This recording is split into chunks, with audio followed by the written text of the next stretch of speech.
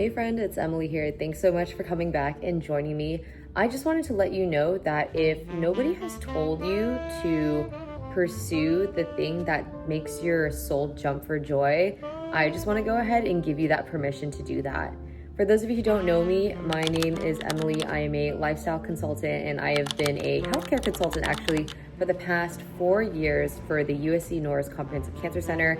I have done that as well as done a lot of freelance media on the side. And so combining two and two together, I have decided to become a self-proclaimed goods curator, lifestyle consultant, UGC content creator, and the like. And so this video, I kind of just wanted to take the time to be intentional with you all and just talk about some new projects that I'm working on, the launch of a snail mail club, and just kind of my own struggles and just being vulnerable with you guys about how I have decided to just take a leap of faith, trust the instinct that the Lord has given me and the skill sets and talents that I think are very unique, and just being able to honor that by doing something that is not what I would have expected at all.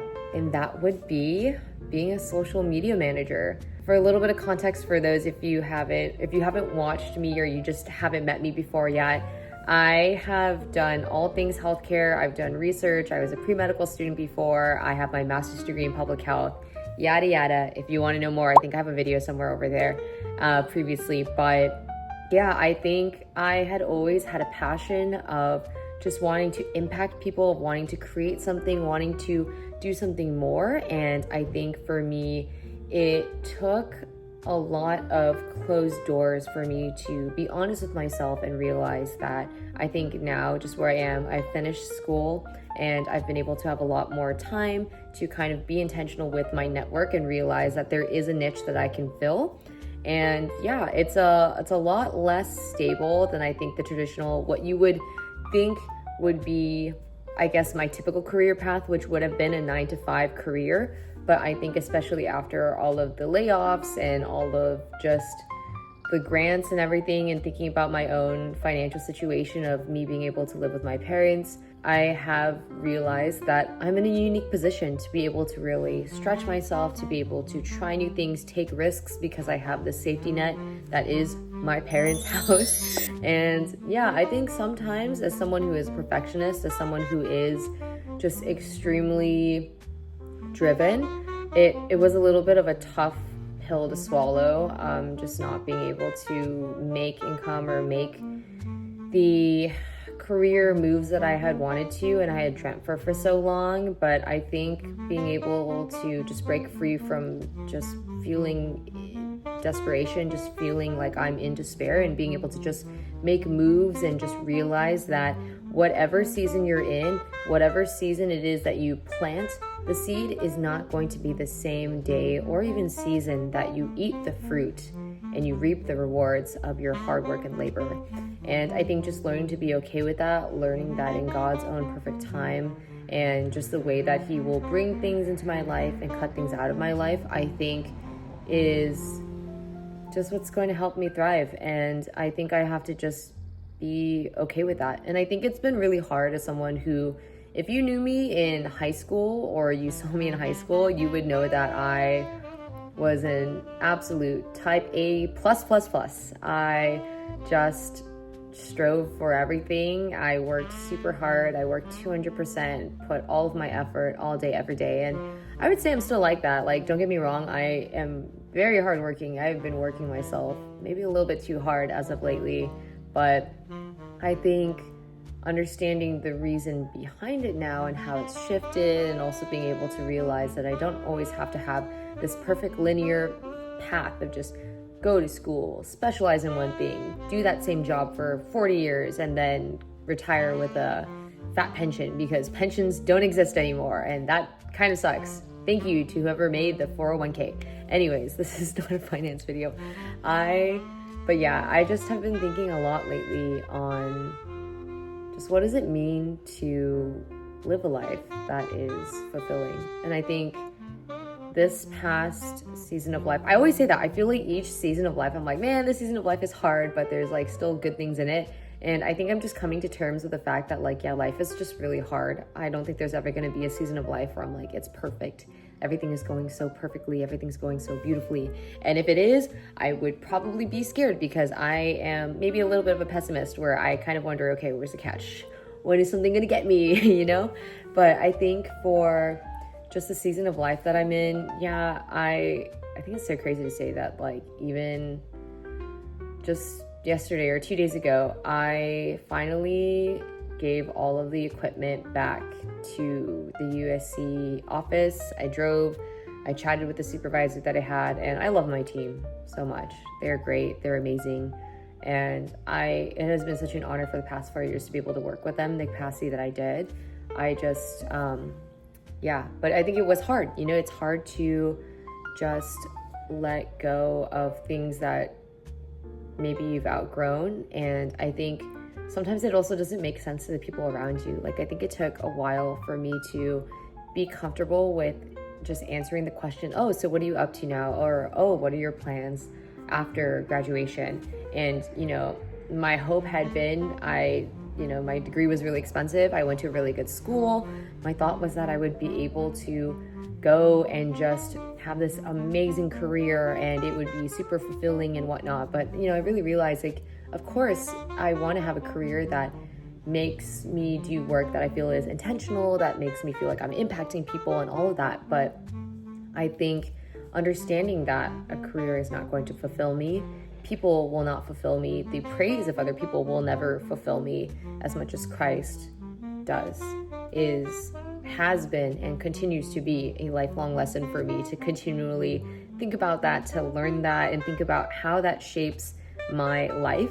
I think something that somebody had told me when I was doing a coffee meeting with a pastor is he told me, Emily, what are the desires of your life? Not just what are you striving for, what are you doing, what do your actions show, but what does the inner part of your heart desire and crave?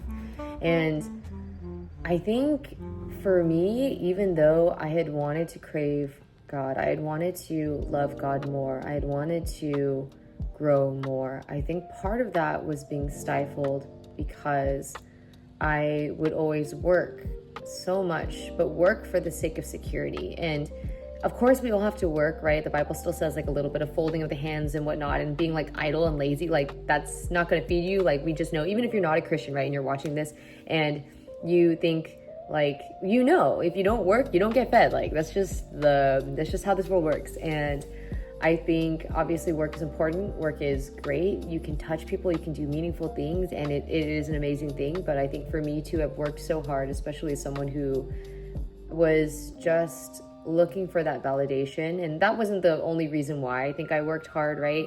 But I think there was still some of that feeling of maybe trying to chase after who I perceived myself, my future self to be, who I think I ought to be based on the talents that I was given, or how I ought to act and how I ought to achieve based on the amount of, I guess, knowledge that I had procured. And I think taking a step back from all of that and just being more intentional and realizing life is really not about that. It's about just being able to glorify God and enjoy Him forever, you know?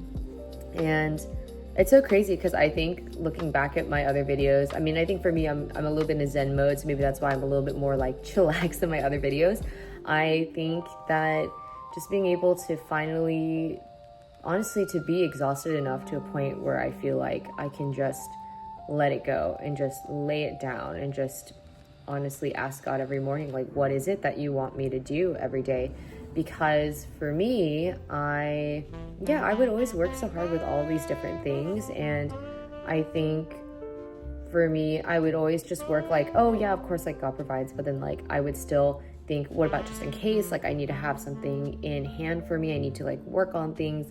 And I think that is important. And it's great to be able to be pragmatic in that method. But at the same time, when it comes to who at the end do you trust, what in the end are you really desiring, and what is your innate inclination, or your, I guess maybe not innate because we're all sinful, but like what is like your main inclination to move towards, that is when I think a lot of things start to pop up and you start to realize what you actually value in life.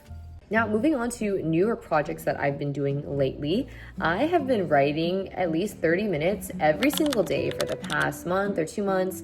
And I've also been doing a lot of sketching. I've been doing a lot of architectural sketches, which I've been really interested in. I don't know, or just sketching things like cafes and, coffee, which I love coffee. And so just like all the little things in life, just being able to kind of enjoy these little talents. And because of all of those things together, I decided to create a snail mail club. Yay!